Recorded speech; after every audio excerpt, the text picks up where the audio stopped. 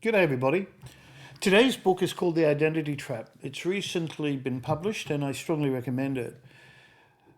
On the surface, it doesn't necessarily look like a management book, but in many respects, it's really very much a management book.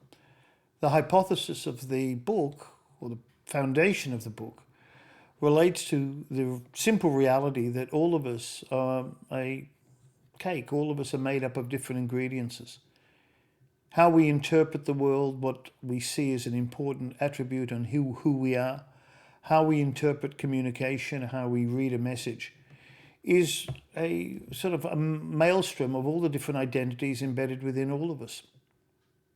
Communication theory has identified that 75% of effectiveness is dependent on how people encode the information, where 25% is dependent on how people communicate. I'm communicating through video, and I'm hoping that the majority of the audience speak English. They understand my nuance. They're getting an awareness of the information I'm communicating. I have no idea whether or not I'm being effective. And that's what the identity trap touches on. Appreciating that a workforce is diverse and individuals are diverse.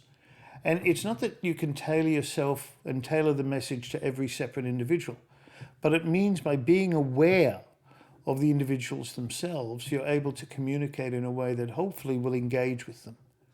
And that links on to the art of asking questions and to getting an understanding of what are the important elements and motivators of the person you're speaking to.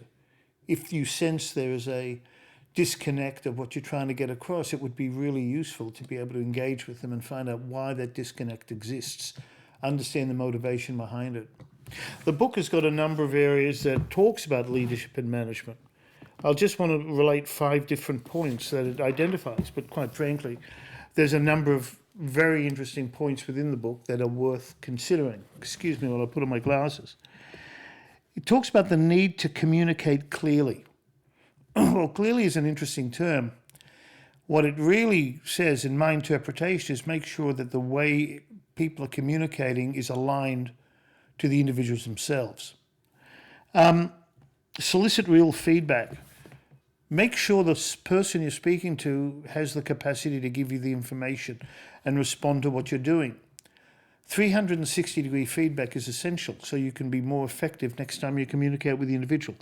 Plus, it adds to a sense of commitment and loyalty to the process. Don't allow people to bully each other. That's self-evident, although unfortunately it's prevalent within our communities and within workspaces. And it might not necessarily be overt. It can be covert, and that in many respects is more insidious. Don't discipline anyone before you have the facts. Well, that goes back to understanding why people are responding.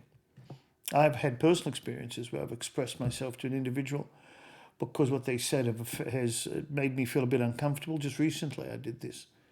And through discussion, the individual understood why and was quite appreciative of it, and then I understood their position. The final point within the book is says, don't apologize unless you've done something wrong. We're all too quick to say, look, I'm sorry I did that. It sort of degrades the act of an apology if you apologize for everything.